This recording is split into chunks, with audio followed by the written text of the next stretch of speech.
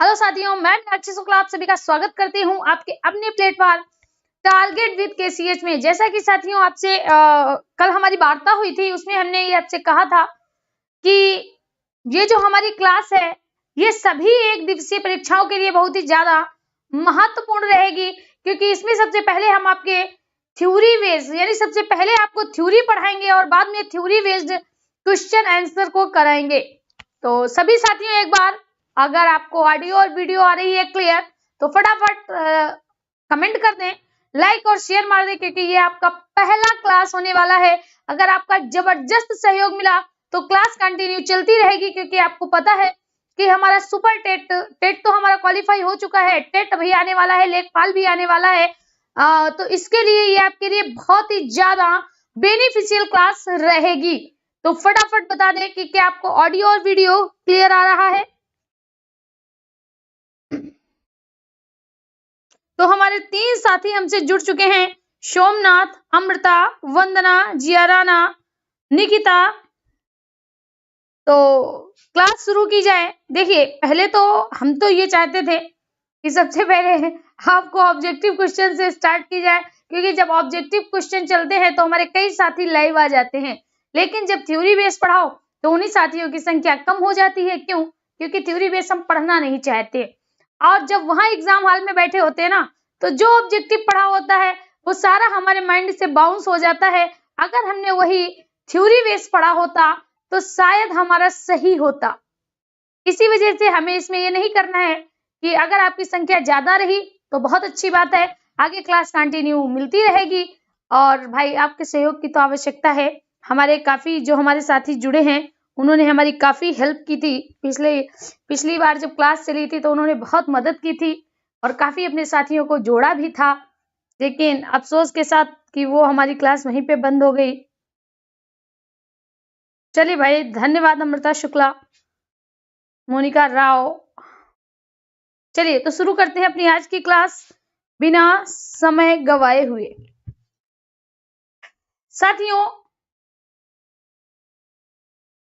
आज हम बात करने वाले हैं, जैसा कि आपको पता है, आज हम बात करने वाले हैं वर्णमाला पे।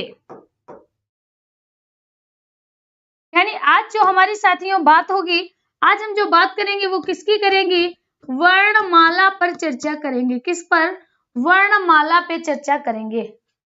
एक बार बता दीजिए कि क्या आपको ये कलर बिल्कुल सही दिखाई दे रहा है? तो आज हम किस पर चर्चा करेंगे? वर्णमाला पे चर्चा करेंगे। चलिए, तो यहाँ पर अगर हम बात करें, आपको दिख रहा होगा कि आज हम बात करने वाले हैं वर्णमाला की। किसकी बात करने वाले हैं? वर्णमाला की बात करने वाले हैं। तो वर्णमाला में हम देख रहे हैं कि वर्णमाला 2 शब्दों से मिलकर बना है। पहला तो है साथियों आपका वर्ण और दूसरा है माला। यानी हम देख रहे हैं वर्णमाला में 2 वर्ण हैं। एक वर्ण का नाम है वर्णमाला में 2 शब्द हैं। वर्णमाला में 2 शब्द हैं।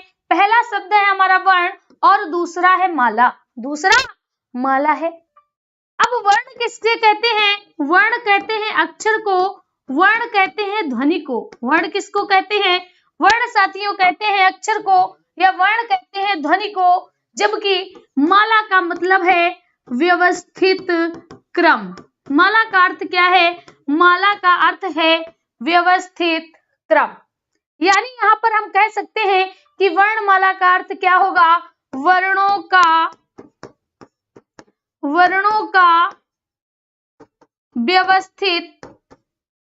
व्यवस्थित क्रम। वर्णों का व्यवस्थित क्रम क्या कहलाता है? वर्णमाला कहलाता है। बोलिए, क्या हमने आपको कुछ नया बताया? सब कुछ तो शब्द में था, शब्द में ही आपका वर्ण था, शब्द में ही आपका माला है। तो वर्णों का व्यवस्थित क्रम वर्णमाला कहलाता है। वर्णों का व्यवस्थित क्रम साथियों वर्णमाला कहलाता है। ये बात आपको समझ आ गई होगी। क्लियर? ये बात आपको समझ आ गई होगी। चलिए, अब हम आगे चर्चा करते हैं कि माला वर्ण किसे कहते हैं। वर्णमाला हमने पढ़ लिया, वर्णों का व्यवस्थित क्रम वर्णमाला होता है। अब हम पढ़ेंगे वर्ण किसे कहते हैं। अब साथियों हम बात करने वाले हैं वर्ण कहते किसे हैं। देखिए, जब हम वर्ण कहते हैं तो आप जिसको वर्ण कहोगे उसी को आप क्या कहोगे, उसी को हम अक्षर कहेंगे। क्या कहेंगे? अक्षर कहेंगे। यानी वर्ण क्या होते हैं? वर्ण ही अक्षर होते हैं। ये क्या होते हैं? यही हमारी ध्वनि होती है। क्या होती है? वर्ण को ही अक्षर कहते हैं, वर्ण ही ध्वनि कहलाती है। और किसी भी भाषा को बोलने के लिए, समझने के लिए या अपने विचारों को व्यक्त करने के लिए हमें किसकी आवश्यकता होती है? वर्णों की आवश्यकता होती है। अगर हम अपने विचारों को किसी दूसरे के सामने रख रहे हैं तो किसके द्वारा रखते हैं? तो आप कहोगे वर्ण के द्वारा रखते हैं। किसके द्वारा रखते हैं? वर्णों के द्वारा रखते हैं। वर्ण है क्या? वर्ण अक्षर है। वर्ण क्या है? वर्ण ध्वनि है। अब वर्ण है कैसी ध्वनियां? तो हम कह सकते हैं साथियों कि वर्ण ऐसी ध्वनियां हैं जिनके हम टुकड़े नहीं कर सकते, जिनके हम टुकड़े नहीं कर सकते। यानी जिनके हम टुकड़े नहीं कर सकते तो हम कह सकते हैं कि भैया ये कैसी ध्वनियां हैं? लघुत्तम ध्वनि है। कैसी है? लघुत्तम ध्वनि है। ये खुद में इतनी लघु है, ये खुद में इतनी छोटी है कि हम इनको बांट नहीं सकते, इनको तोड़ नहीं सकते, इनको दो भागों में विभाजित नहीं कर सकते, इनको दो भागों में विभाजित नहीं कर सकते। यही कहलाते हैं हमारे वर्ण। तो अगर कभी पूछा जाए वर्ण क्या है तो आप क्या कहोगे? वर्ण ध्वनि है। अगर पूछा जाए वर्ण क्या है तो आप कहोगे वर्ण हमारे अक्षर हैं। अगर आपसे पूछा जाए कि वर्ण कैसे होते हैं तो कहोगे वर्ण ऐसी ध्वनियां होती हैं जिनके हम टुकड़े नहीं कर सकते, जिनके हम टुकड़े नहीं कर सकते। यानी कैसी होती हैं? लघुत्तम ध्वनि होती हैं। कैसी होती हैं? लघुत्तम ध्वनि होती हैं। ठीक है, अब आगे बात करते हैं वर्ण के प्रकार। यानी साथियों अगर कभी पूछा जाए वर्ण कितने प्रकार के होते हैं तो वर्ण दो प्रकार के होते हैं। सबसे पहले आपके आते हैं स्वर और दूसरे आते हैं व्यंजन। पहला आता है स्वर और दूसरा आता है व्यंजन। यानी वर्ण कितने प्रकार के होते हैं तो वर्ण दो प्रकार के होते हैं मेरे साथियों। एक तो होते हैं आपके स्वर और दूसरे होते हैं व्यंजन। बोलिए यहां तक अगर कोई डाउट है तो फटाफट बताइए। किसी को भी अगर कोई डाउट है तो फटाफट बताइए।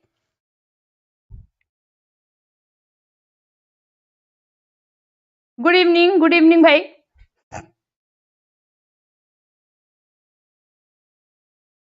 Hi hello. चलिए भाई, तो यहाँ तक हमने सीख लिया कि वर्ण के प्रकार कितने होते हैं। वर्ण दो प्रकार के होते हैं, स्वर और व्यंजन। देखिए यहाँ पर हम क्या करते हैं, यहाँ पर हम हिंदी को रिवाइज करा देते हैं, क्योंकि देखिए हर सब्जेक्ट की हमें आवश्यकता है। संस्कृत आपको मिल रही है, आपको इन्वायरमेंट और साइंस मिल रही है। हम कह सकते हैं सिर्फ हिंदी है जो आपकी थोड़ी ब्रेक लगी हुई है। तो साथियों यहाँ पर हम आपकी हिंदी पूरी करा देंगे, जिससे जब आप एग्जाम हॉल में बैठे होगे ना, कोई डाउट नहीं होगा, सारे डाउट क्लियर होंगे।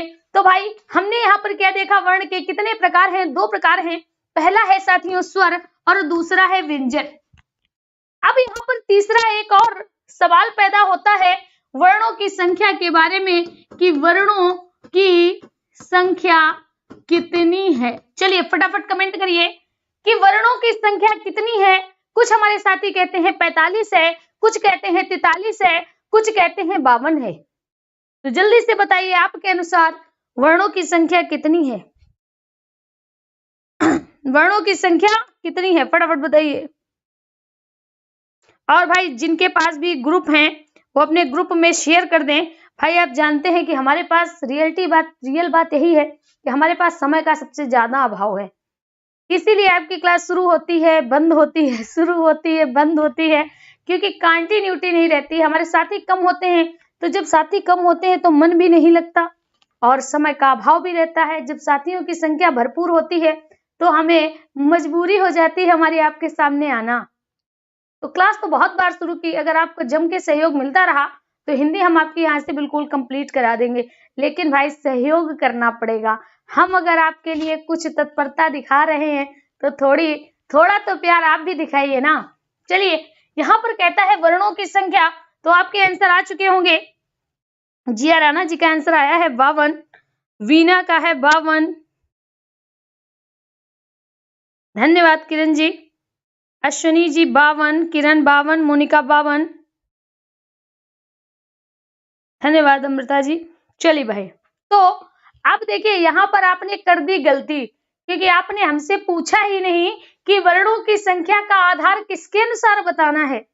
तो वर्णों की संख्या जब हमें बतानी है साथियों, तो वर्णों की संख्या के दो आधार हैं। वर्णों की संख्या के दो आधार हैं।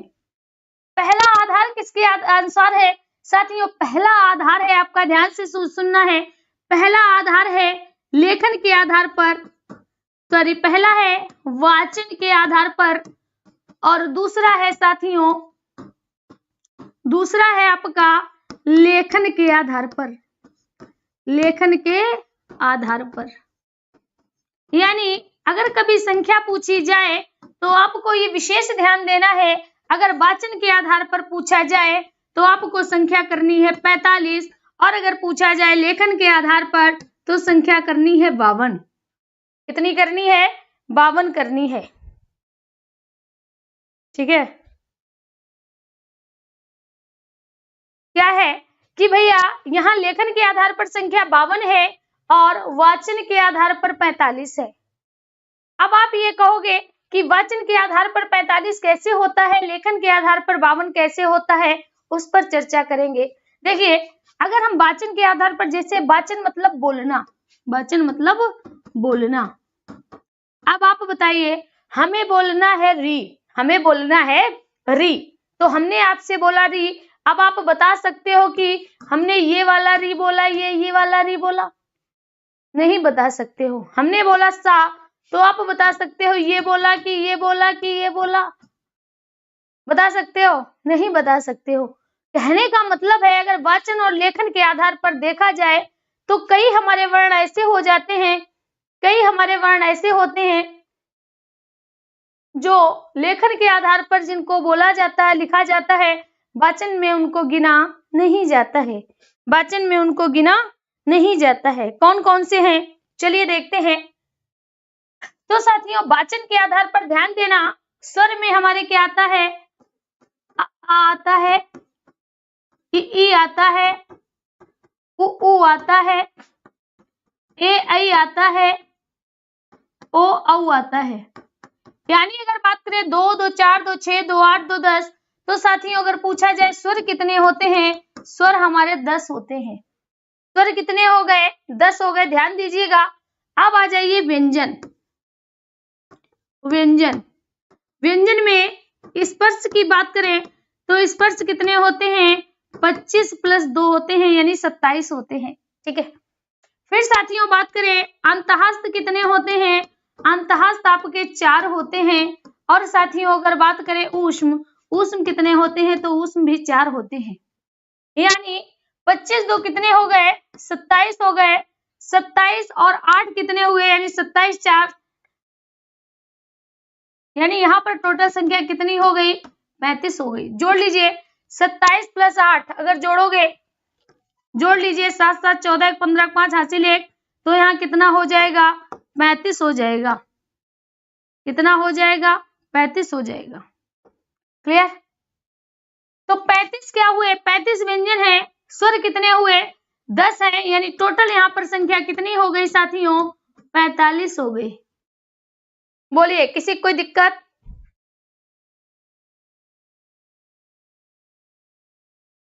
यहां तक किसी कोई दिक्कत?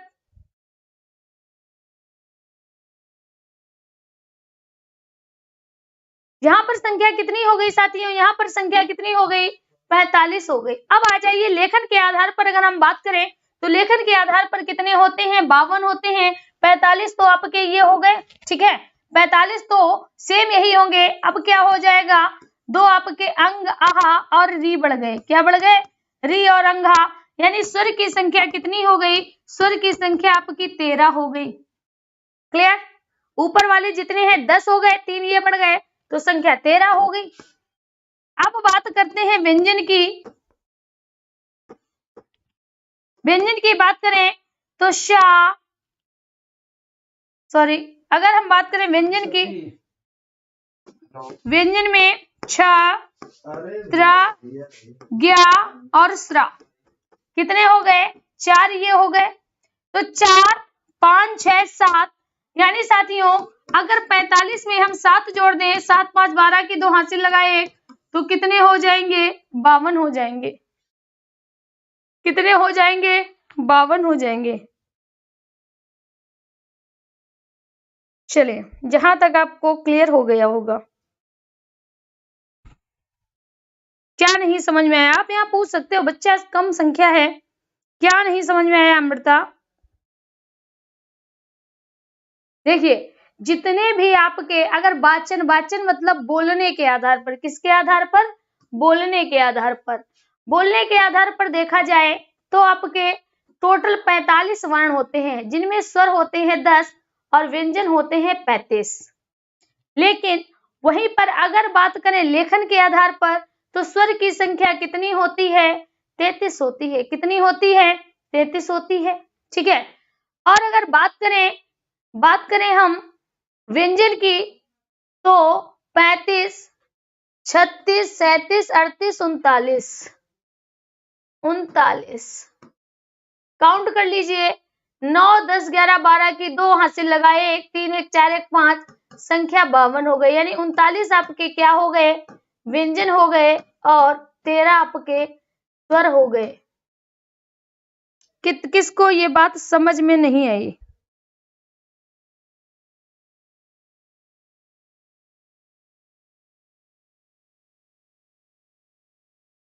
चलिए, ये बात आपको समझ में आ गई, यहां तक कोई आपको डाउट नहीं है तो फिर से देखते हैं। सबसे पहले हमने साथियों क्या देखा था? सबसे पहले हमने बात की थी कि वर्णमाला होती क्या है। वर्णमाला 2 शब्दों से मिलकर बना है। पहला है आपका वर्ण और दूसरा है माला। वर्ण को ध्वनि कहते हैं, वर्ण को अक्षर कहते हैं। वर्ण इतनी छोटी ध्वनियां होती हैं कि इनके टुकड़े नहीं कर सकते। और माला कहते हैं व्यवस्थित समूह को, यानी वर्णों का व्यवस्थित समूह जो होता है वो साथियों क्या होता है?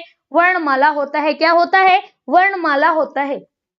वर्णमाला होता है। ठीक है। अब बात करते हैं कि जो वर्णमाला होता है उनमें वर्ण कितने प्रकार के होते हैं? तो 2 प्रकार के होते हैं। वर्ण कितने प्रकार के होते हैं? 2। पहला तो स्वर और दूसरा व्यंजन।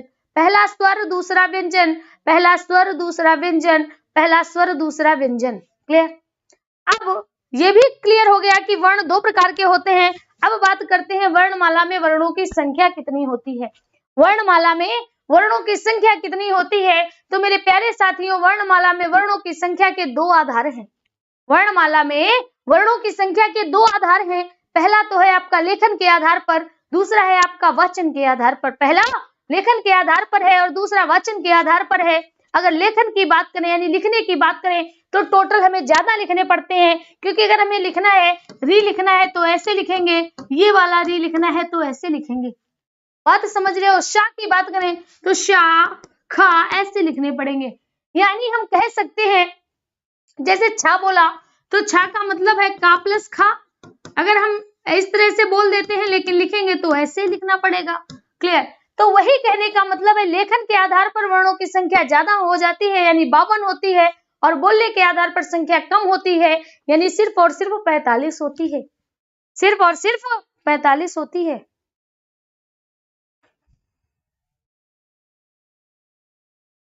चलिए, धन्यवाद। आगे बढ़ते हैं, आगे बढ़ते हैं।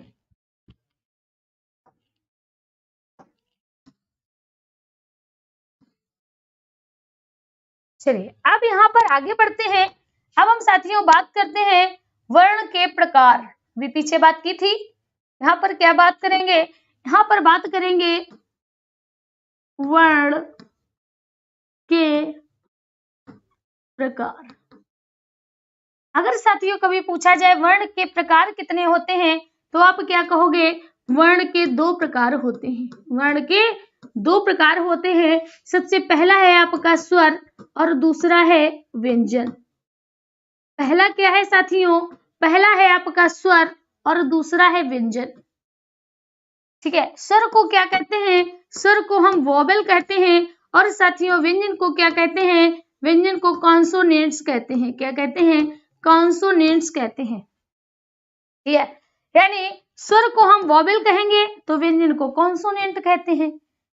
अब ये जो वॉवेल है वो अंग्रेजी शब्द है, कॉन्सोनेंट है अंग्रेजी शब्द है, कॉन्सोनेंट अंग्रेजी शब्द है, वॉवेल अंग्रेजी शब्द है।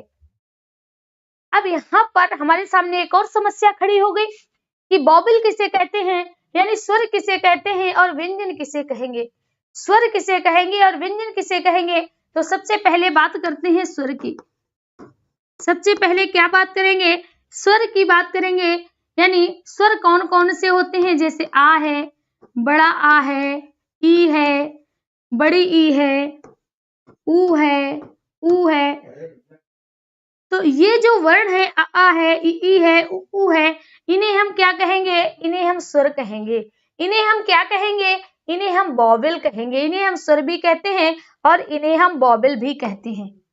लेकिन अगर कभी डेफिनेशन लिखने को आ गई, डेफिनेशन लिखने को आ गई तो हम कह सकते हैं, सिर्फ एक पॉइंट याद रखना, क्या याद रखना, स्वतंत्र पूर्वक बोले जाने वाले वर्ण, स्वतंत्र पूर्वक बोले जाने वाले वर्ण। अगर कभी पूछा जाए कि स्वर क्या है तो हम क्या कहेंगे, स्वतंत्र पूर्वक बोले जाने वाले जो वर्ण है वो क्या कहलाते हैं, स्वर कहलाते हैं। पूछी जाए इनकी संख्या कितनी है तो क्या कहोगे, इनकी संख्या 11 है।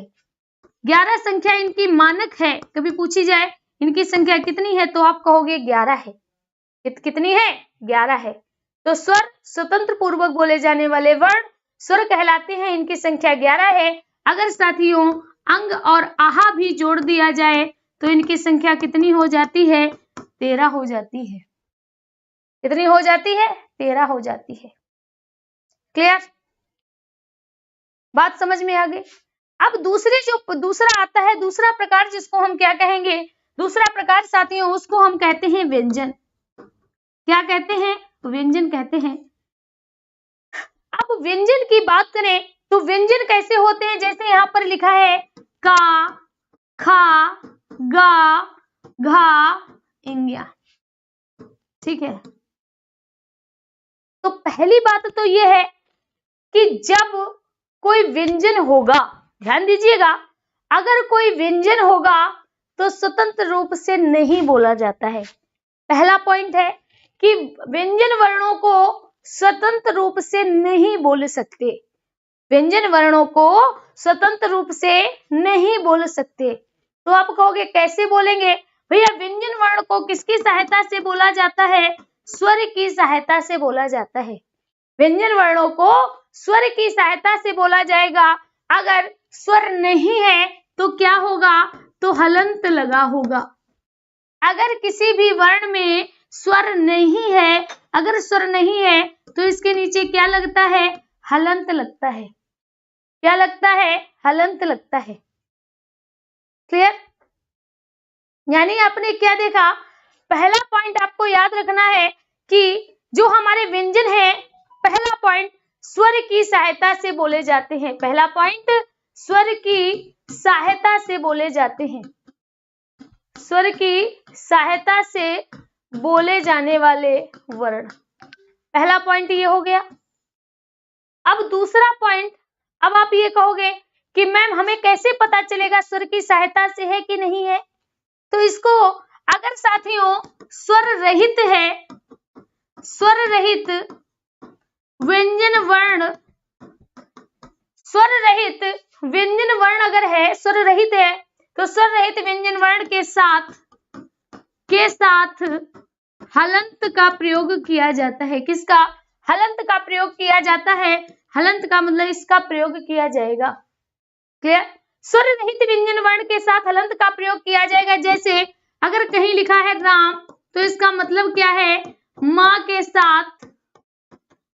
साथ स्वर नहीं है, माँ के साथ स्वर नहीं है। अगर कहीं लिखा है जगत तो इसका मतलब क्या है साथियों, ता के साथ स्वर नहीं है, ता के साथ स्वर नहीं है। अगर कहीं लिखा है, कहीं पर लिखा है साथियों भव्य, क्या लिखा है, अगर कहीं पर लिखा है भव्य, ध्यान दीजिए, तो यहाँ पर आप क्या कहोगे, यहाँ पर आप कहोगे या के साथ स्वर नहीं है। बोलिए यहां तक किसी को कोई डाउट है? यहां तक किसी को कोई डाउट है? कोई डाउट नहीं है, यहां तक किसी को कोई डाउट नहीं होगा। चलिए भाई, ठीक है। तो हमने सबसे पहले हमने वर्ण देखा, वर्ण के प्रकार देखे, वर्णमाला में वर्णों की संख्या देखी। अब सबसे पहले हम पकड़ लेते हैं स्वर को और स्वर पर चर्चा करते हैं। हालांकि आज स्वर पूरा कंप्लीट नहीं होगा, लेकिन हम स्वर पर बात करेंगे और इस तरह से बात करेंगे कि कहीं से भी स्वर से बनने वाला प्रश्न ना छूट पाए, स्वर से बनने वाला प्रश्न ना छूट पाए। तो साथियों सबसे पहले आप क्या डालोगे? सबसे पहले स्वर। चलिए स्वर की डेफिनेशन जल्दी जल्दी बता दीजिए कि आप किन वर्णों को स्वर कहेंगे, यानी स्वर किसे कहते हैं?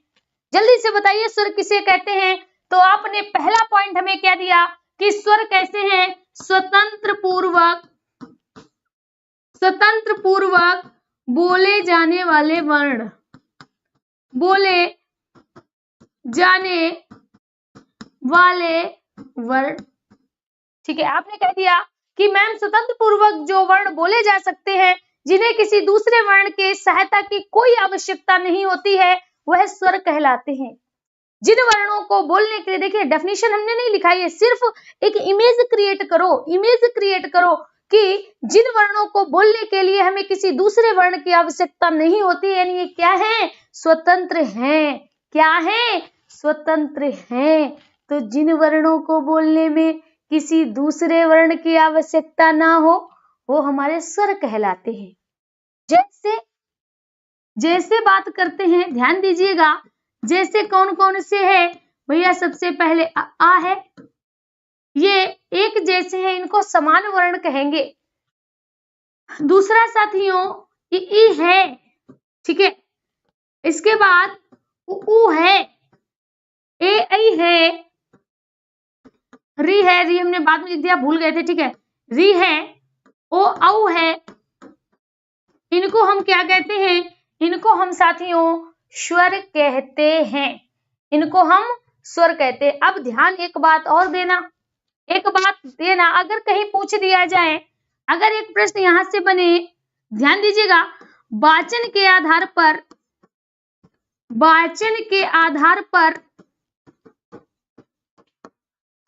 कौन स्वर नहीं है? देखते हैं किसका आंसर आता है सबसे पहले, संध्या तुम्हारा बच्चा, हम कमेंट पढ़ रहे हैं, साहित्य भी कराएंगे, ठीक है, परेशान नहीं हो। चलिए जल्दी से देखते हैं किसका आंसर आता है सबसे पहले। हमने ये पूछा है वाचन के आधार पर कौन स्वर नहीं है। ये आपके स्वर लिखे हैं, इनमें कौन सा वाचन के आधार पर नहीं होगा? वाचन के आधार पर नहीं होगा। आप हमेशा पूछते हैं ना कि कैसे प्रश्न आते हैं, कैसे प्रश्न आएंगे? री, बहुत अच्छा। वीना और अमृता जी का आया है आंसर। मोनिका आपका गलत हो गया बच्चा। अंशु का, बीना का, अमृता का, सभी का आंसर सही है, 3 बच्चों का है, ठीक है, सही है, बहुत बढ़िया। तो यहाँ पर अभी हमने आपको बताया कि वाचन के आधार पर कौन सा नहीं है? री नहीं होगा, क्योंकि वाचन के आधार पर, यहाँ पर अगर पूछा जाए वाचन के आधार पर स्वरों की संख्या, वाचन के आधार पर स्वरों की संख्या कितनी होती है? तो स्वरों की संख्या कितनी होती है? 10 होती है, ठीक है, और लेखन के आधार पर 11 होती है। नमस्ते बच्चा सद्दाम। चलिए भाई, अगर यहाँ पूछा जाए लेखन के आधार पर स्वरों की संख्या कितनी होती है? तो आप देखिए 10 तो ये हो गए, प्लस री और जुड़ जाएगा, यानी कितने हो जाएंगे? 11 हो जाएंगे, ठीक है, क्लियर? कोई डाउट नहीं होगा। चलिए बहुत बढ़िया, यहां तक आपको बात समझ में आ गई। अब हम करते हैं स्वर का डिवाइडेशन, यानी स्वरों का विभाजन। क्या करेंगे? स्वरों का विभाजन।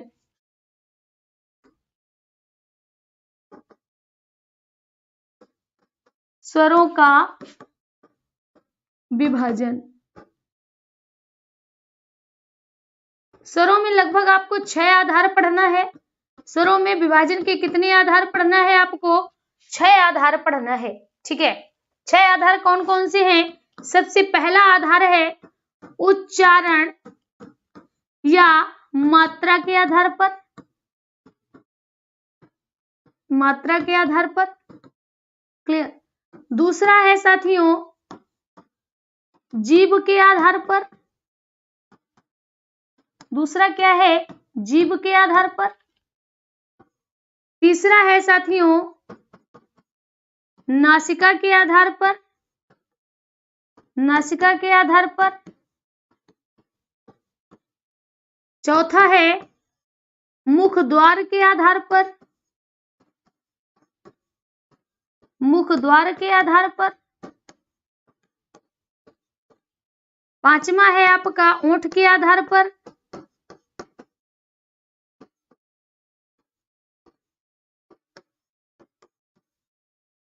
ओंठ के आधार पर। और छठवां है आपका घोषत्व के आधार पर।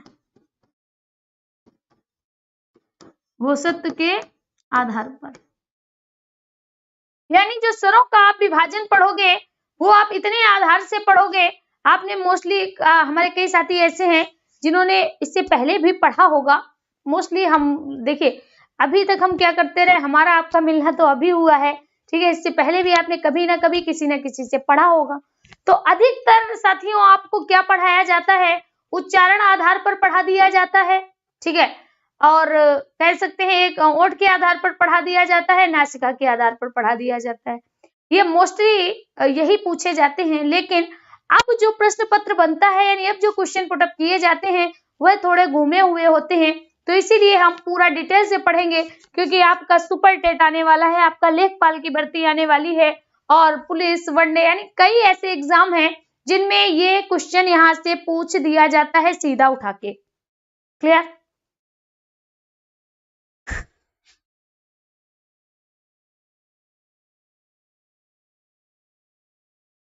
चलिए भाई, आप लोगों ने ही हमको ईद का चांद बना दिया है। भाई संध्या जी, हमने आपकी बात समझ ली है, सुन ली है। साहित्य भी कराएंगे, वर्णमाला हो जाने दो फिर साहित्य कराएंगे, परेशान नहीं होइए। एक एक टॉपिक क्लियर करते चलेंगे, सारा का सारा हम आपका सिलेबस कराएंगे। तो यहाँ पर क्या कहता है कि घोषत्व के आधार पर हम सबसे पहले पढ़ेंगे। क्यों? क्योंकि यहाँ पर सिर्फ आपको एक लाइन पढ़नी है। एक लाइन पढ़नी है। देखिए होता क्या है, ध्यान से सुनिए। आप सभी ने साइकोलॉजी पढ़ी होगी ना? थोड़ी बहुत साइकोलॉजी हमें भी आती है। तो साइकोलॉजी हमें क्या कहता है? ज्ञात से अज्ञात की ओर। क्या कहता है? ज्ञात से अज्ञात की ओर ले चलो। बच्चे उससे ज्यादा सीखते हैं जो उन्होंने देखा है, यानी मूर्त से अमूर्त की ओर या ज्ञात से अज्ञात की ओर। सीधा कहने का अर्थ है कि जो अगर आपको थोड़ा बहुत पता है और उससे अगर उसको बेस बना के आपको धीरे धीरे अज्ञात की ओर ले जाया जाए, वो आप ज्यादा सीख जाते हो। जो आपने देखा है उसको साक्ष्य बनाकर धीरे धीरे आपको उस ओर ले जाना है जो आपने नहीं देखा है। ठीक है, तो बात हमारी समझिएगा। यहाँ से यहाँ पर कहता है एक लाइन है आपका, सबसे पहले आप पढ़ लीजिए। घोषत्व के आधार पर पहला वर्गीकरण क्या पढ़ना है आपको? घोषत्व के आधार पर। घोषत्व के आधार पर सिर्फ आप एक लाइन याद रखना, क्या? सभी स्वर घोष या सघोष होते हैं। सभी स्वर घोष या सघोष होते हैं। अगर कभी भी कोई स्वर उठा के पूछ लिया जाए कि यह स्वर कैसा है, घोष है, सघोष है या घोष है, तो हमेशा आप क्या करोगे? आप टिक क्या लगाओगे? अगर कोई भी स्वर है तो आप क्या करोगे? घोष है। घोष का मतलब सघोष। घोष का मतलब सघोष होता है। घोष का अर्थ लिख लीजिए। घोष का अर्थ होता है बच्चा स्वर तंत्रियों में कंपन। क्या होता है? स्वर तंत्रियों में कंपन होता है। क्लियर? अगर स्वर तंत्रियों में कंपन है, अगर साथियों स्वर तंत्रियों में कंपन हो रहा है तो आप क्या कहोगे? घोष है। क्या है? घोष है।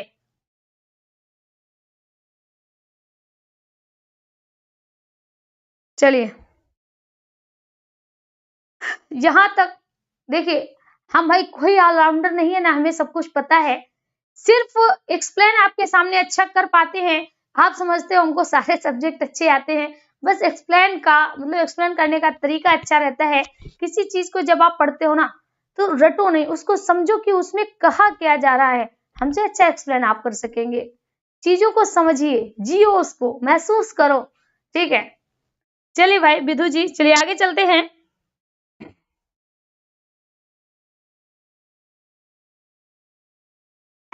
चलिए भाई आगे बात करते हैं। बच्चे आएंगे, आएंगे, परेशान नहीं हो सद्दाम, आएंगे। ठीक है, चलिए यहाँ पर देखिए, यहाँ पर क्या कहता है, लिखा है घोष स्वर तंत्रियों में कंपन। क्या कहता है? घोष किसे कहेंगे? स्वर तंत्रियों में कंपन, और सभी स्वर सघोष होते हैं, इसके अलावा कुछ नहीं, इसके अलावा कुछ नहीं। ठीक है, दूसरी बात करते हैं, इससे भी है जी, यानी पहला आप सीख लिए हो, पहला आप सीख लिए हो। बताओ किसको समझ में नहीं आया? अगर कभी आपसे पूछ लिया जाए, कभी पूछ लिया जाए, किससे पूछते हैं? अरे हमारे शुक्ला जी भाई चले गए। शुक्ला जी बताइए भाई कि हमारा री सघोष होगा या अघोष? री जो वर्ण है वह सघोष होगा या अघोष? जल्दी से आंसर करिए। री सघोष होगा या अघोष?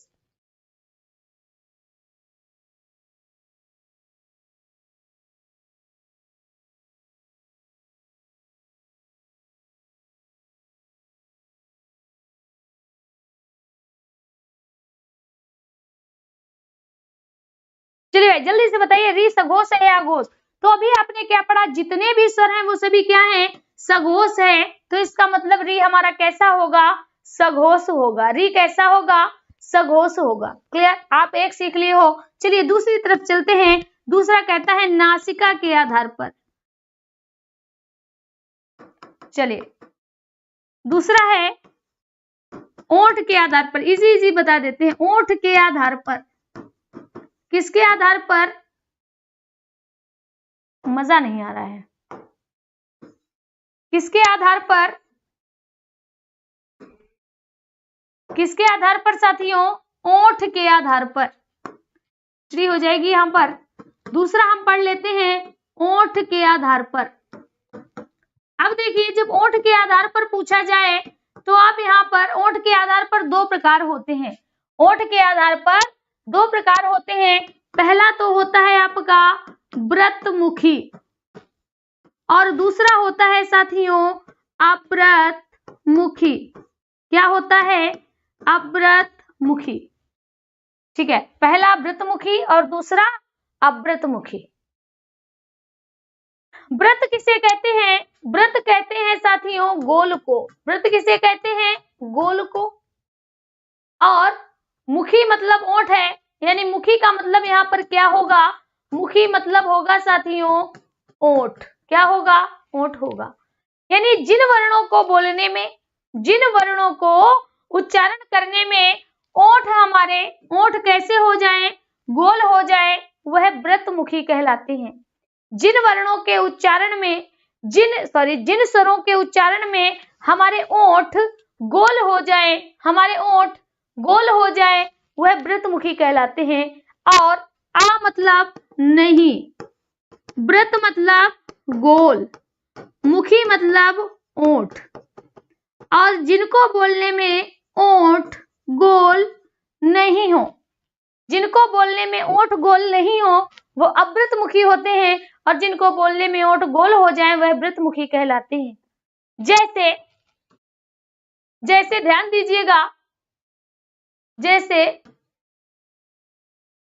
आ नहीं हुआ, यानी आ नहीं हुआ ना, गलत लिख लिया।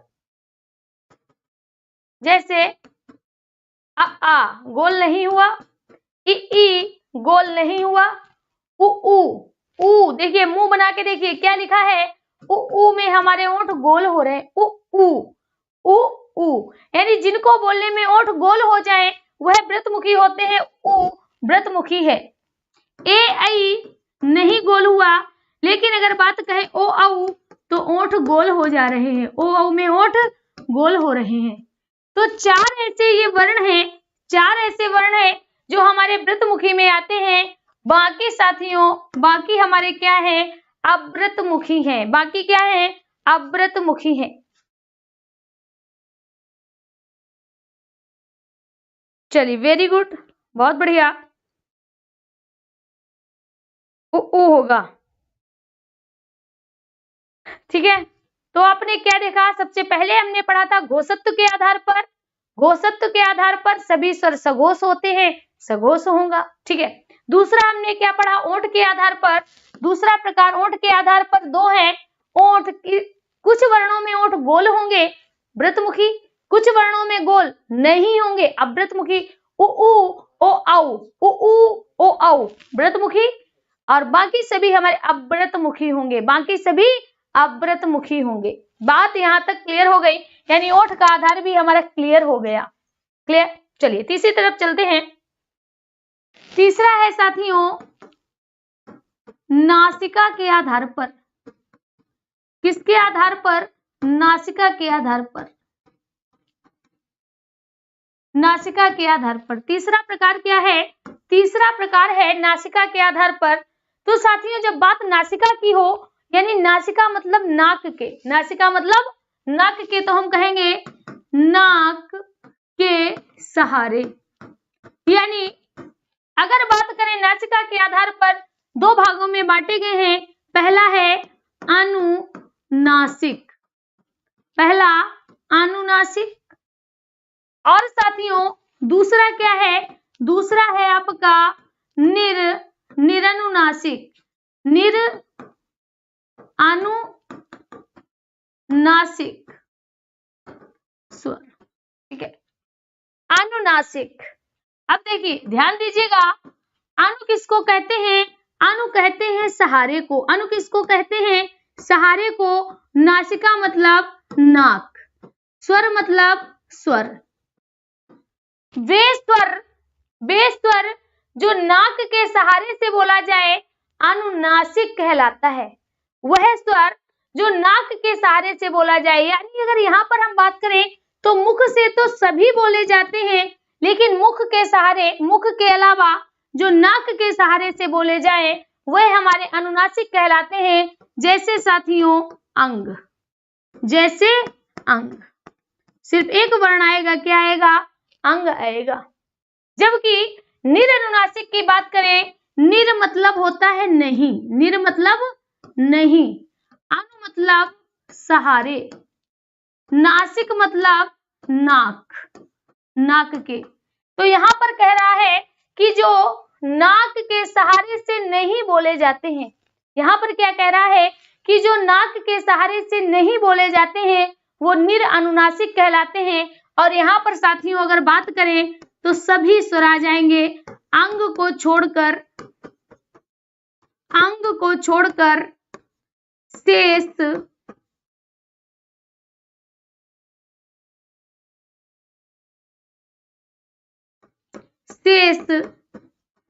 सभी स्वर, शेष सभी स्वर, अंग को छोड़कर शेष सभी स्वर।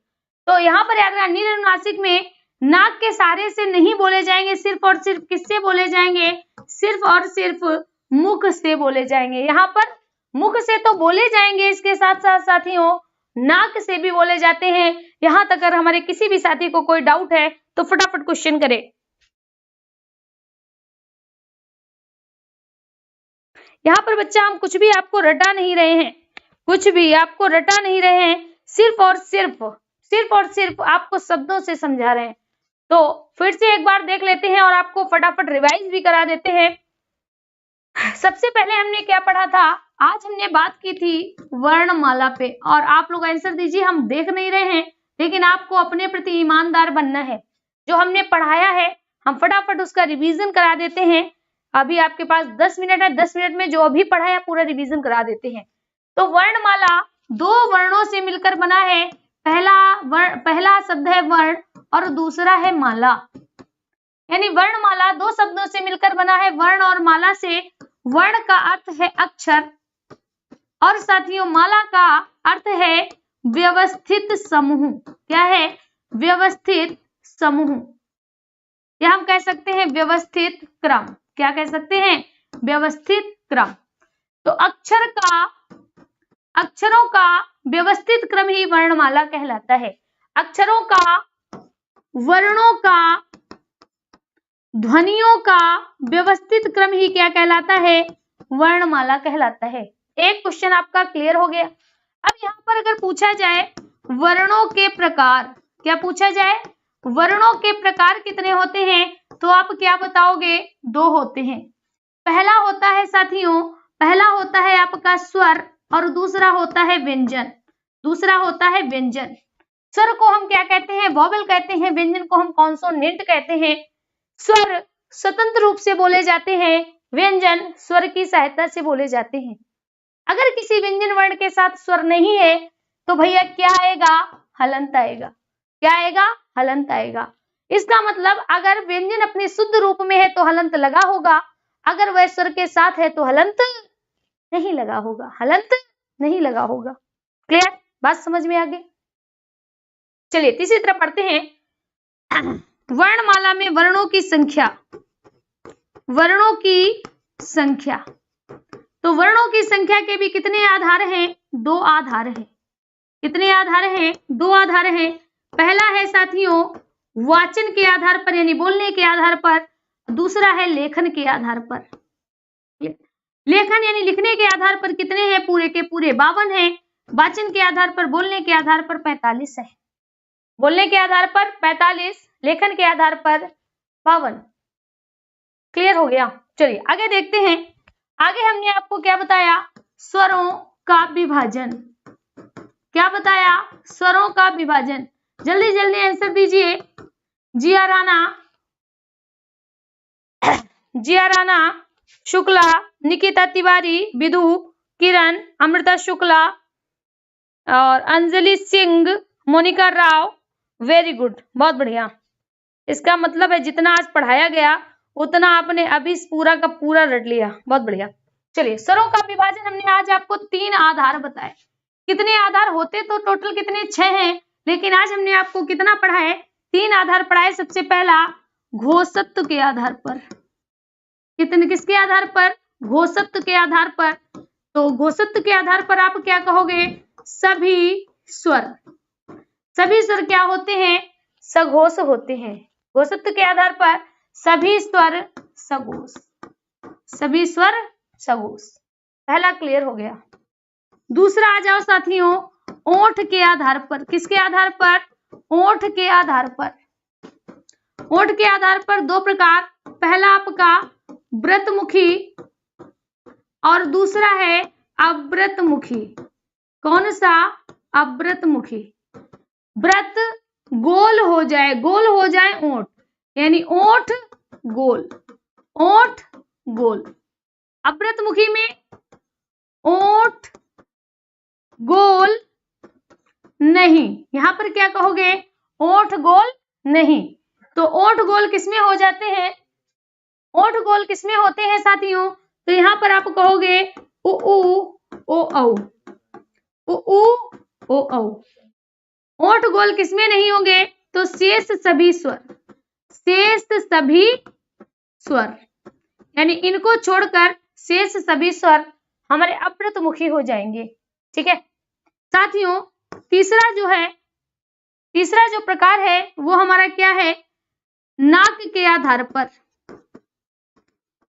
नाक के आधार पर कितने प्रकार है? 2।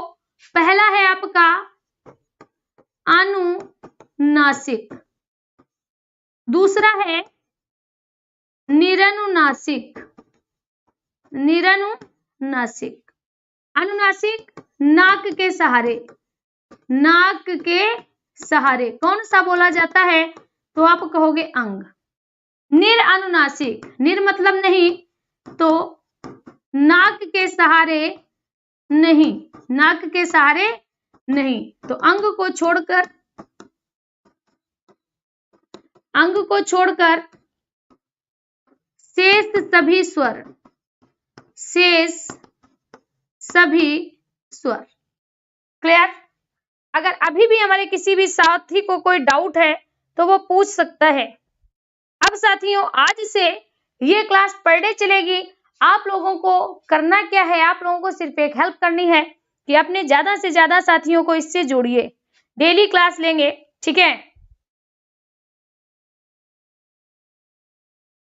बिल्कुल सही, नाक के सहारे और जो नाक के सहारे नहीं हो। लेकिन यहाँ पर एक बात याद रखना कि साथियों, जो नाक के आधार पर है उसमें मुख तो होगा ही, उसमें मुख तो जुड़ेगा। यहाँ पर क्या होगा, मुख और नाक के सहारे। यहाँ पर नाक के सहारे नहीं, सिर्फ और सिर्फ मुख के सहारे बोले जाते हैं। क्लियर?